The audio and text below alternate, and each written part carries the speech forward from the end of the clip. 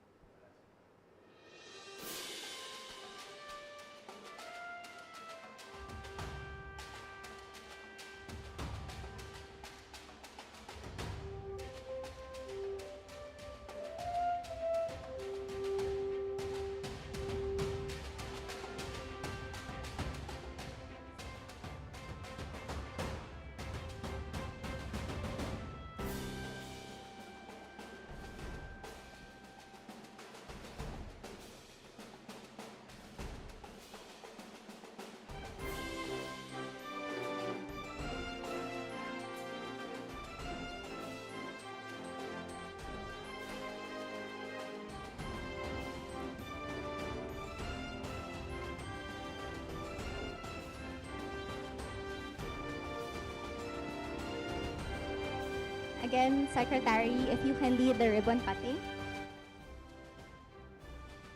Yes?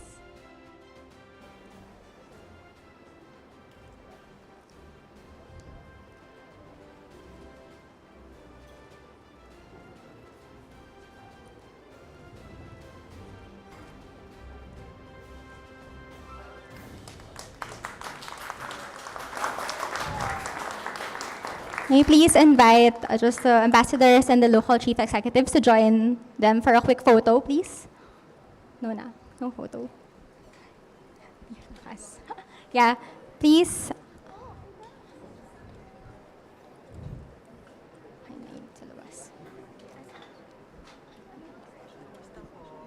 Favorite secretary.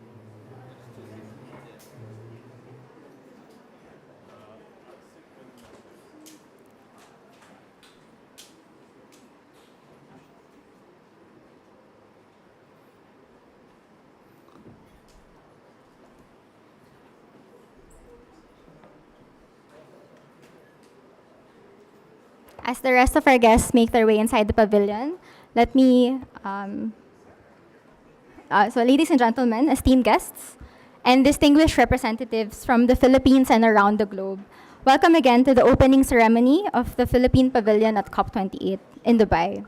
We are honored to have you join us in this crucial global gathering to address the pressing issue of climate change.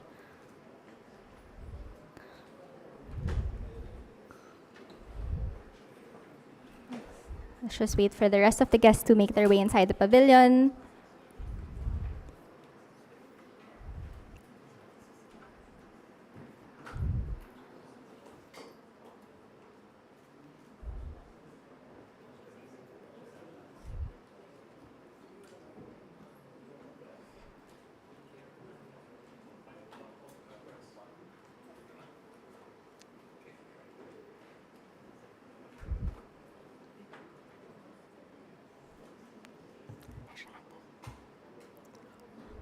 Before we proceed, may I request everyone to rise for the Philippine National Anthem.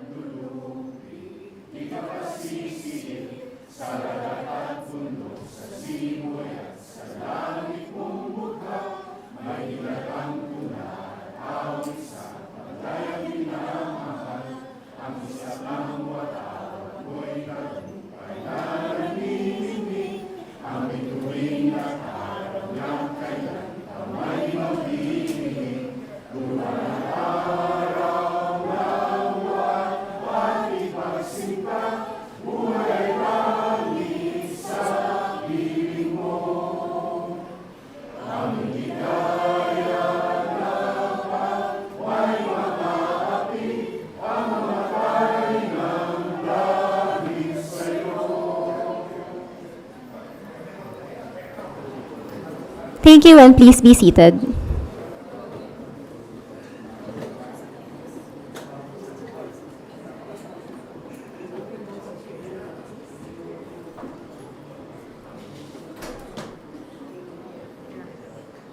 As we embark on this journey together at the Philippine Pavilion, let us welcome someone whose dedication to environmental stewardship is paramount. He will be guiding us through the endeavors and aspirations of our nation in the realm of climate change and set the stage for the discussions ahead. Here to deliver the welcome remarks, ladies and gentlemen, please join me in welcoming Ambassador of the Philippines to the United Arab Emirates, His Excellency Ferdinand R.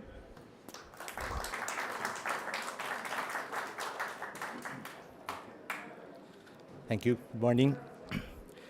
Honorable Maria Antonia Yulo-Loyzaga, Secretary of Environment and Natural Resources and Head of the Philippine Delegation to COP28. Honorable Antonio Lagdameo Jr., Special Assistant to the President. Honorable Dakila Kua, Governor of Province of Quirino. The other distinguished cabinet members, Excellencies, esteemed guests from fellow state parties, development partners, private sector, and civil society. Mga kababayan, I am honored to welcome you to the opening of the COP28 Philippine Pavilion, the first ever national pavilion on climate.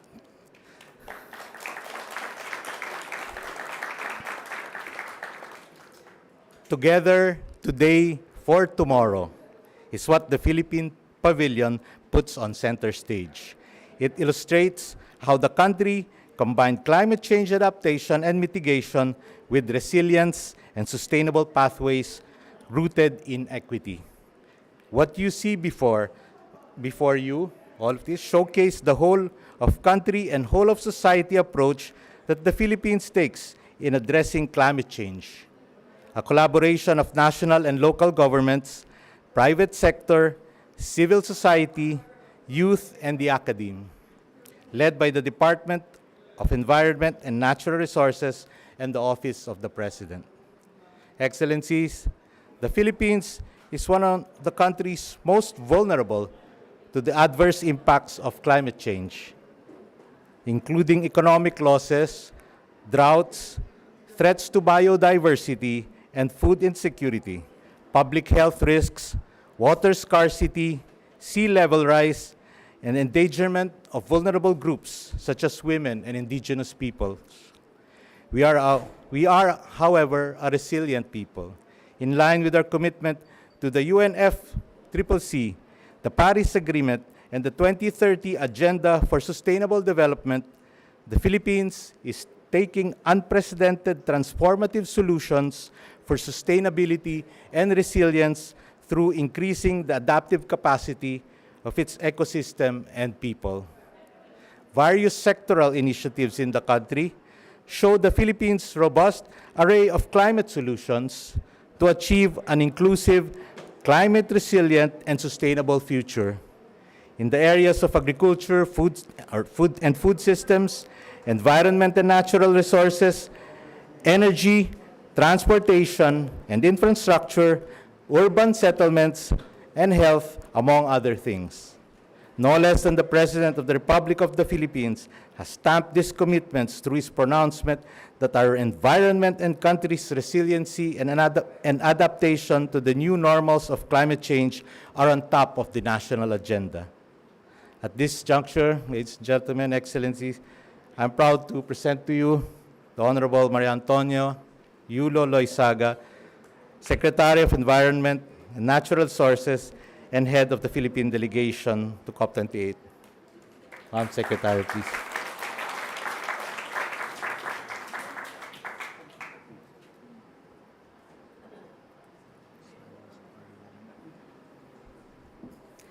Good afternoon.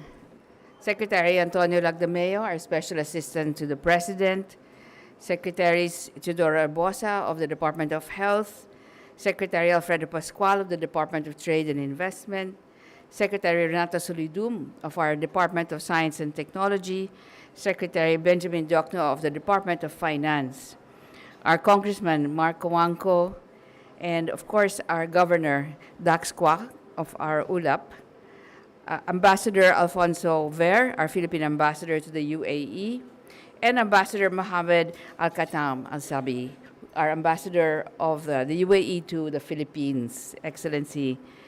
Partners in the private sector, colleagues in government, and I see a whole number of partners here as well. I'd like to cite our UN SRSG for the Office of Disaster Risk Reduction, Madam Mami Musatori, and all our partners from the development community, the private sector. Good afternoon. It's both an honor and a privilege to be able to welcome you all here on behalf of our chairperson of the Climate Change Commission, and of course our Commander-in-Chief, the President Ferdinand Romualdez Marcos Jr. The pavilion manifests the Philippines' commitment to climate action and to resilience. It was designed to convey our country's contributions to local, national, and global climate challenges, and is underpinned by 3 pillars that are embodied in our Philippine Development Plan of 2023 to 2028. First, our rich biodiversity and the capacity for nature-based and gray-green solutions towards ecosystem-based adaptation, mitigation, and disaster risk reduction. Secondly, our aim to build resilient communities through multi-level and multi-stakeholder engagements. And thirdly, our goal to achieve low-carbon development through a just transition towards renewable energy. You are surrounded here today by man-made patterns that represent our different regions that have been translated to visualize our ridge-to-reef approach to climate action. These represent the intersecting social, economic, and physical geographies of our risk as a country, but also the great opportunities for inclusive and resilient development that our natural wealth, our traditional and scientific knowledge, and our adaptive and agile human resources can deliver.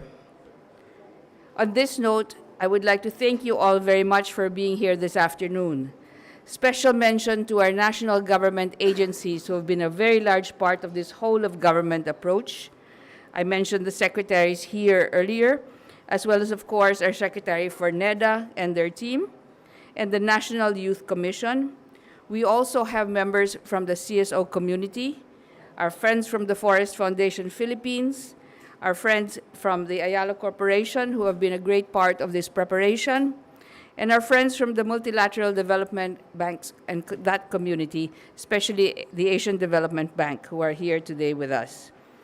We will be beginning later on this afternoon with a panel on science and technology that will embody our evidence-based approaches to these strategies for climate resilience. But before we do that, I would like to, in fact, introduce you to the special assistant to the President and his representative this afternoon in reading his message to you all. May we please welcome Special Assistant to the President, Secretary Anton Lagdameo.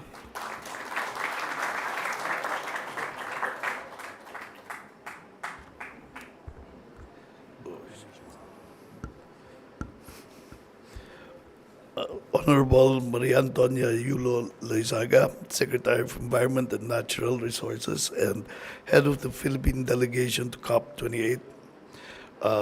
Honorable Teodoro Bosa, Secretary of Health. Secretary Benjamin Jokno, Secretary of Finance. Honorable Fred Pascual, Secretary of Trade and Industry. Honorable Renato Solido Jr., Secretary of Science and Technology. Honorable Dakila Kua, Governor, Province of Quirino. Congressman Marco Angco. Other members of the Philippine delegation are Ambassador Mohammed Al-Katab Al-Sabi, UAE Ambassador to the Philippines. Philippine Ambassador to the UAE, Alfonso Ferdinand R. Good afternoon.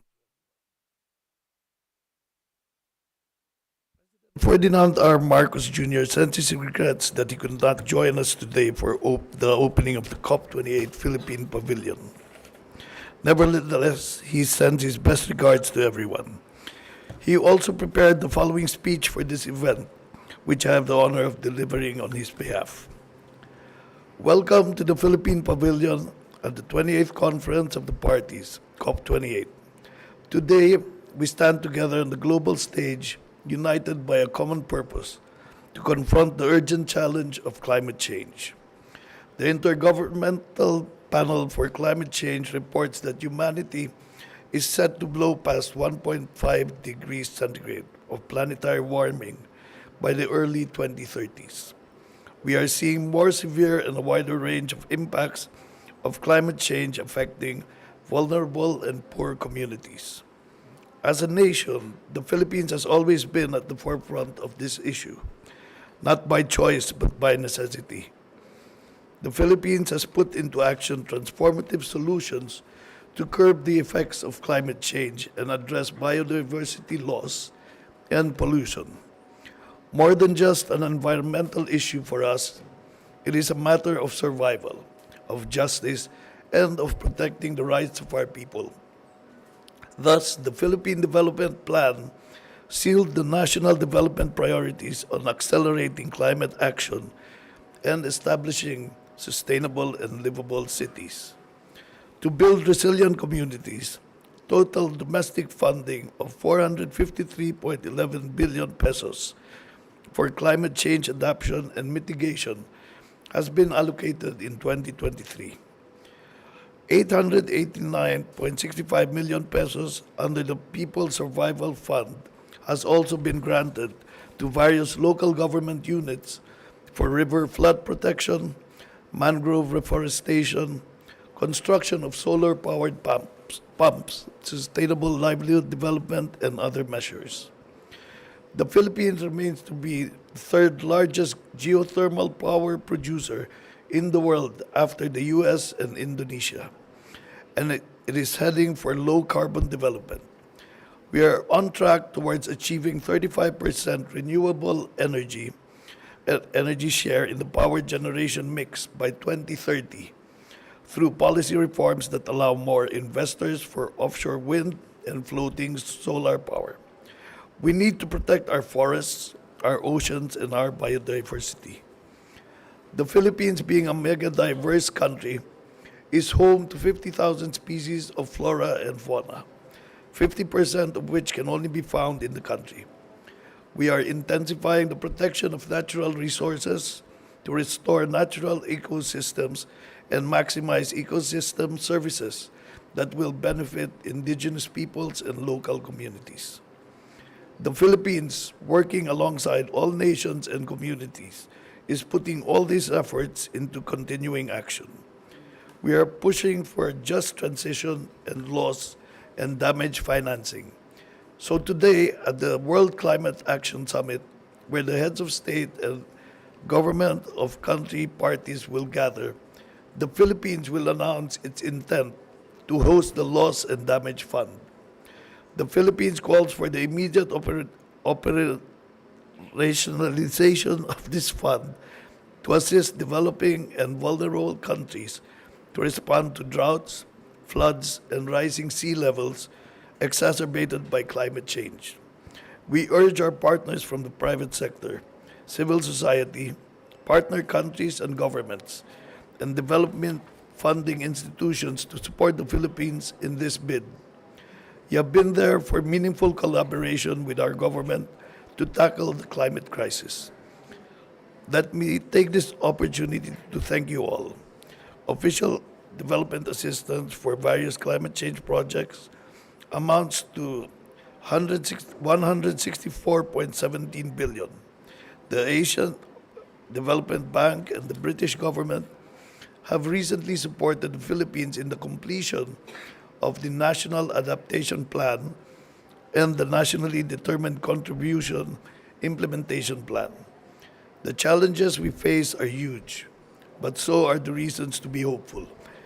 As we keep pushing for the inclusive, more equitable, and climate resilient future that we need, The Philippines rallies everyone to draw inspiration from these signs of progress that people and communities around the world have recently achieved. Together today for tomorrow is wherever you are, wherever we are. Together we will make progress. We will make a difference. Mabuhay tayong lahat. Good afternoon.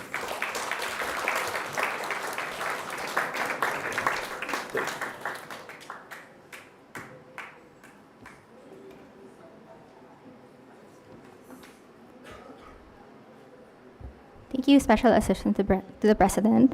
Please also welcome to the stage a key partner of the national government in developing climate solutions, Honorable Dakila Carlo Hua, Governor of the Province of Quirino.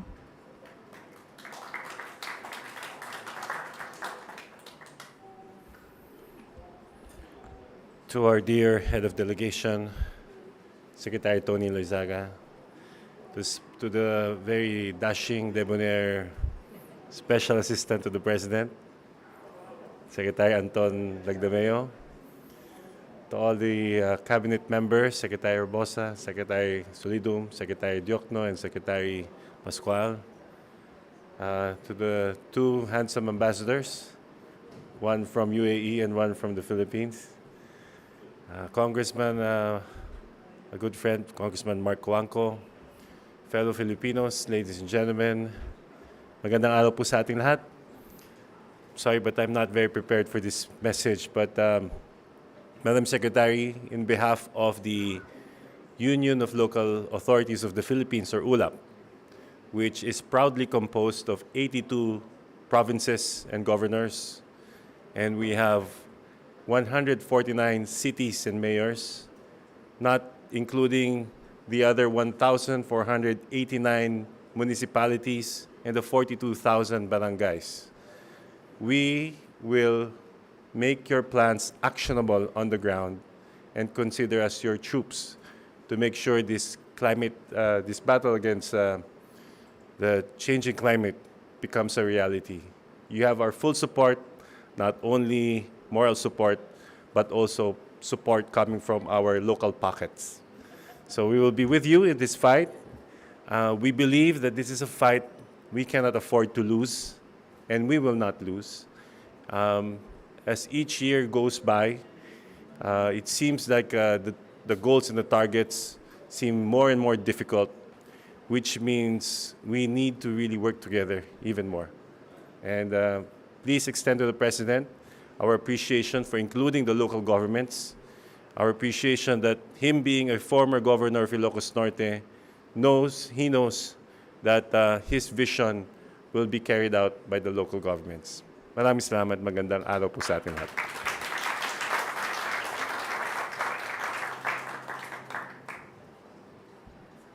Thank you again, Governor Kua.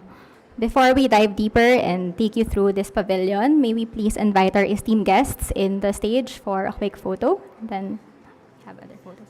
Yes.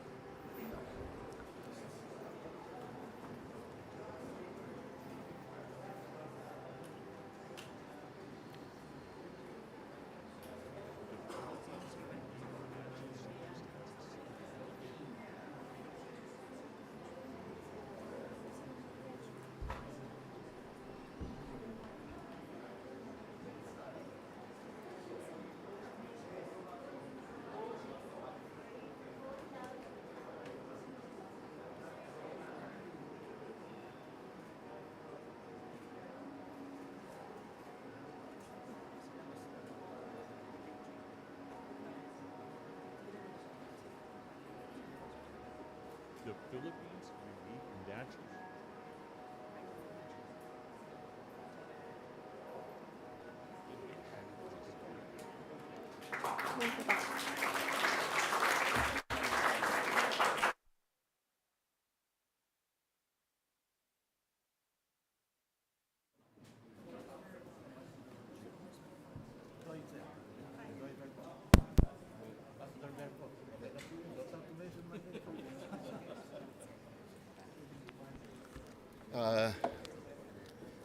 Good morning, good noon to all. I've asked the permission of our Chief of Mission Secretary Loyzaga whether I could, if I could say a few words. I'm a member of the legislature, and so I'm not bound by any procedural permission to speak here. I would like just to say that the Philippines has been one of the least responsible for global warming and climate change. Our emissions per capita are among the lowest in the world, and therefore the responsibility for global warming and climate change rests with the richer countries of the world. Having said that, we in the Philippines are doing our best to mitigate emissions and to find a common solution to global warming and climate change. And in 1986, we turned our back on nuclear power. Because of that, we are now 55% coal, imported coal, and 20% gas, Malampaya gas, local gas, but it's running out. And so soon that will be imported LNG. Today, our generating capacity is 22,000 megawatts. NEDA says that by 2040, it will be double, 44,000 megawatts. But the previous Executive Order 164 of President Duterte says something like 66,000 megawatts. So that's triple. So 55% coal and 20% gas is 75% imported, soon to be all imported fossil fuels. And if we could eliminate all our pollution for free or even make a profit out of it by stopping the dependence on foreign imported fossil fuels, then we would be way ahead. And for free. Hindi po natin kailangang gastusan ang pagiging malinis sa ating kuryente. And that is why I am so excited in this COP28. This will be the first COP28 where the organizers and a lot of the powers that be behind COP28 will recognize nuclear for its contribution to emissions mitigation. It will recognize that we need a lot more nuclear in the world to effect a net zero by 2050. And so that is what excites me, this COP28. I hope the Philippines will play a much bigger role in bringing nuclear power into the world. We have a unique context because we import so much of our fossil fuels. I'll give you an example. For every 1,000 megawatts of installed capacity, we need to import a few $100 million worth of coal or LNG every year. If it is nuclear, it is only $20 to $30 million. And so that is the magic, that is the elephant in the room that we can no longer avoid. Thank you so much, and thank you, Secretary, for granting me this short time.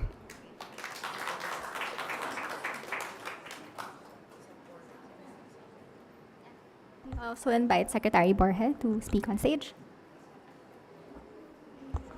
Thank you very much. First, Secretary Loyzaga, the Special Assistant to the President, sir, my fellow Cabinet Secretaries, and of course, the ambassadors of the Philippines and the United Arab Emirates. First, we'd like to thank Secretary Loyzaga for the leadership for coming up with a pavilion today. I think it's important that we acknowledge and recognize that the efforts of developing countries like the Philippines, most at risk to climate change, needs to be better articulated and resonate throughout the world. And under Secretary Loyzaga, and of course the guidance of the President, that has been the single focus for our participation at COP28. And what is the message of the Philippines as articulated by the President and his vision for the Philippines? It is a question of climate justice. Again, it was emphasized earlier on that the Philippines is the least contributor per capita to greenhouse gas emissions. But the sad reality is that we bear the brunt of climate change the most. This year holds special significance for this pavilion, not because we're only able to articulate the programs and projects that we have, but more importantly, it falls during the 10th year anniversary of Typhoon Haiyan. And this is probably what makes the administration of President Marcos different, because as he has a vision for the future, he does have a keen understanding of the lessons of the past. And perhaps the biggest message there is that for the thousands who were silenced forever by Typhoon Haiyan, we are now speaking for them and making sure that their stories live on and that we provide justice for them. And that goes on here at COP, and that will proceed even beyond COP. The cry for climate justice is not an empty sound. It is a principled position that the Philippines has been espousing at COP. And we will be among our friends, our colleagues, and our partners in G77, working with our development partners to truly make our world a better place to live in. It's a challenge that needs to be addressed. As we've recognized in the Climate Change Commission, climate change is global, historic, and systemic. Therefore, the efforts of one country like the Philippines would not be enough. And as a principle of climate justice, it is important that those who are most responsible need to do more for the least responsible. So today marks not just a way forward for the Philippines and similarly situated countries, but it is an indication of leadership of our country, taking back the narrative and making sure that we tell the world that we are committed to work for climate change, and it is time for us to work from fragility towards agility, and to transform the narrative from one of a victim to a victor. It will require a lot of help, it will require a lot of support, but therein lies the answer. As President Marcos said, it's bayanihan. And if bayanihan, a Filipino value, is translated throughout the world, we can be sure that we will be able to address the issue of climate change. So thank you very much, and we will continue to work for the Philippines and the world. Thank you, Madam Secretary. Thank you, SAP.